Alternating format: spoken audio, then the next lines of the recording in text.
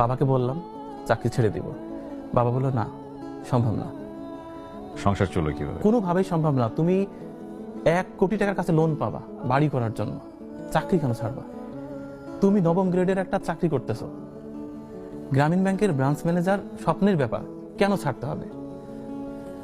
মার কাছে বললাম, রাজি না। মা বললো আমি জানতাম তোকে দিয়ে কিছুই হবে না, শুধু এটা না, কোনো জায়গায় তো শান্তি নেই। আমি ফোন করলাম আমার ওয়াইফের কাছে, ওকে। ওর নাম হচ্ছে নিশা। আমি একদিন ভোর রাতে আমি নিশাকে ফোন করলাম, বললাম নিশা আমি চাকরিটা ছেড়ে দিতে চাচ্ছি, তুমি একমাত্র পারো যে আমার অনুমতি দিতে। সে বলল কি, দেখো আসলে তোমার হাত ধরেছিলাম কিন্তু এটা ভেবেই যে আমাদের গাছতলায় থাকতে হতে পারে, তুমি তো তখন ব্যাংকের ম্যানেজার ছিলে না, তো দরকার কি? তোমার যদি ভালো না লাগে, তুমি স্বস্তি না পাও, আমার মানে ব্যাপারটা হচ্ছে তুমি শান্তিতে থাকবা, এটা দেখবো। You have a beautiful wife. তো তুমি যখন অশান্তিতে আছো, আমার দরকার নেই ম্যানেজারি, চলে আসো। বিউটিফুল।